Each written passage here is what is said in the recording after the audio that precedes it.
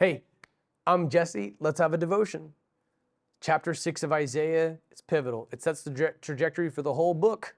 It's where Isaiah sees God and he's been put to work. So his first message is to go to say to these people, keep listening but do not understand, keep looking but do not perceive. Right? Make the minds of these people dull, deafen their ears and blind their eyes. Otherwise they might see with their eyes and hear with their ears and understand with their minds and turn back and be healed. So this is something that's given in Isaiah 6, and we saw it in the Gospel of Matthew regarding the Pharisees. Now, the first individual message is to King Ahaz, the son of Jotham, the son of Uzziah. Okay, so Uzziah was a great king, beloved king, and he had just died. And all the devastation, all the ruins, this is where God talks to the prophet Isaiah, and this first message is now to Ahaz. Okay, so we've got multiple kings to whom Isaiah will talk. He's going to talk to Hezekiah. He's going to talk to Ahaz. He's going to speak with multiple kings of Judah. And here is our first message to a king.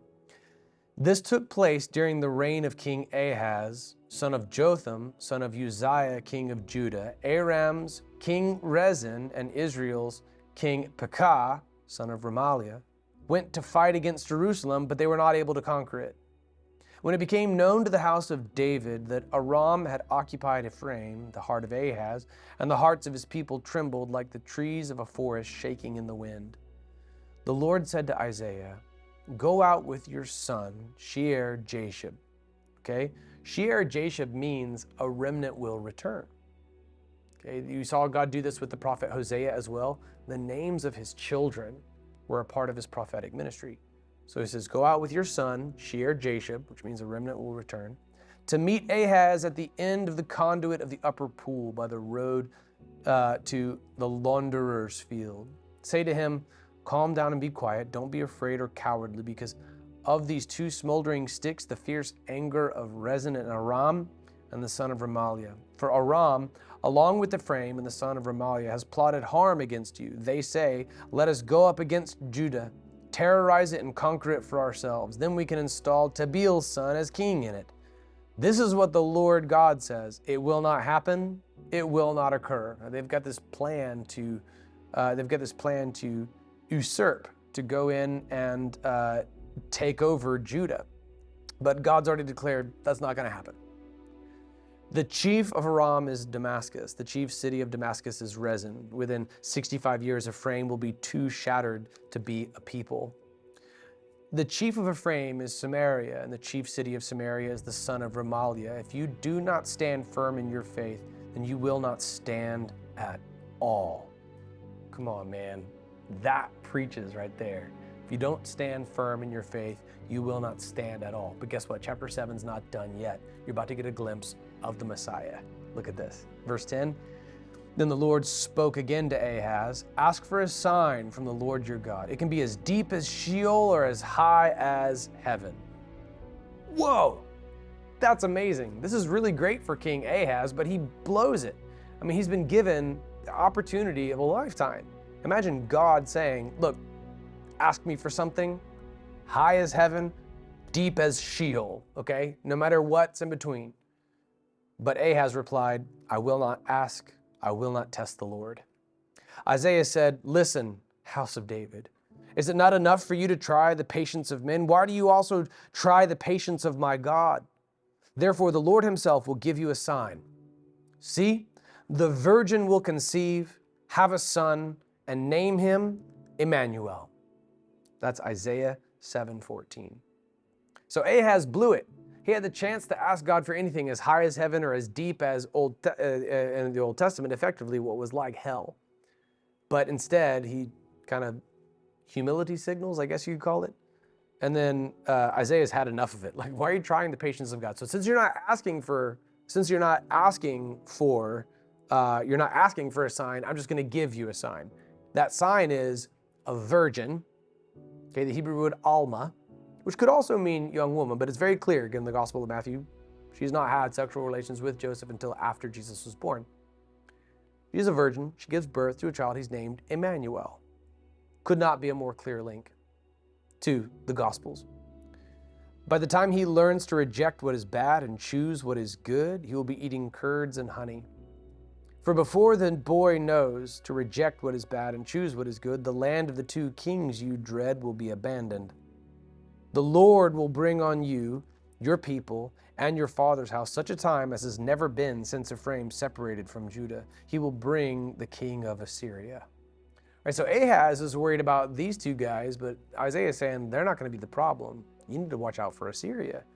On that day, the Lord will whistle to the flies at the farthest streams of the Nile, and to the bees in the land of Assyria. All of them will come and settle in the steep ravines, in the clefts of the rocks, in the thorn bushes, and in all the water holes.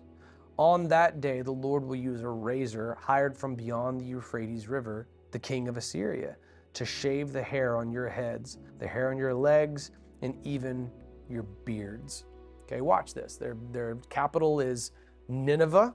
Look at how far they've fallen since, look at how far they've fallen in your estimation, or how better you appreciate and understand the ministry of Jonah to this place. You can see why Jonah didn't want to be a part of it. Their capital was Nineveh. Their ruler, I believe he's referring here to Sennacherib.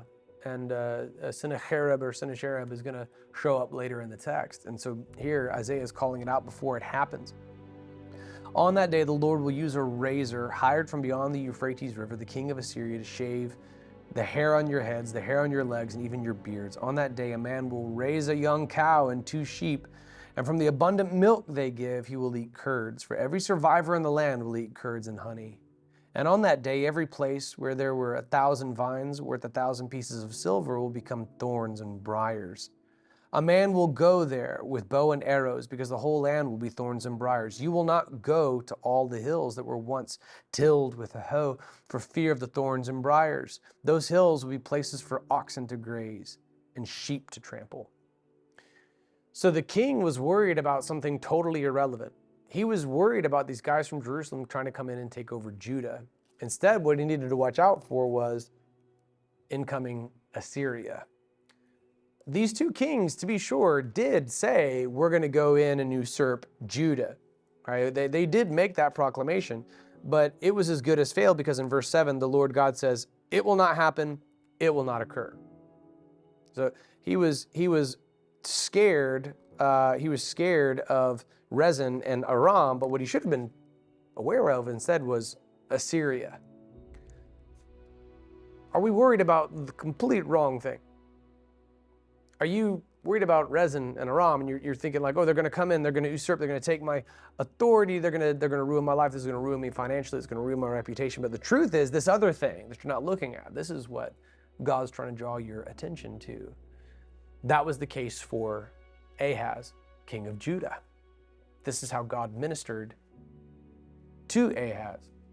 And I'm amazed that Ahaz squandering of the opportunity, but I'm internally grateful for God's seizing of the moment to give such a crystal clear prophecy about Jesus.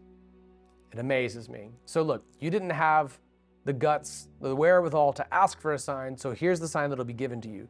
A virgin, okay? The virgin will conceive, have a son, and name him Emmanuel.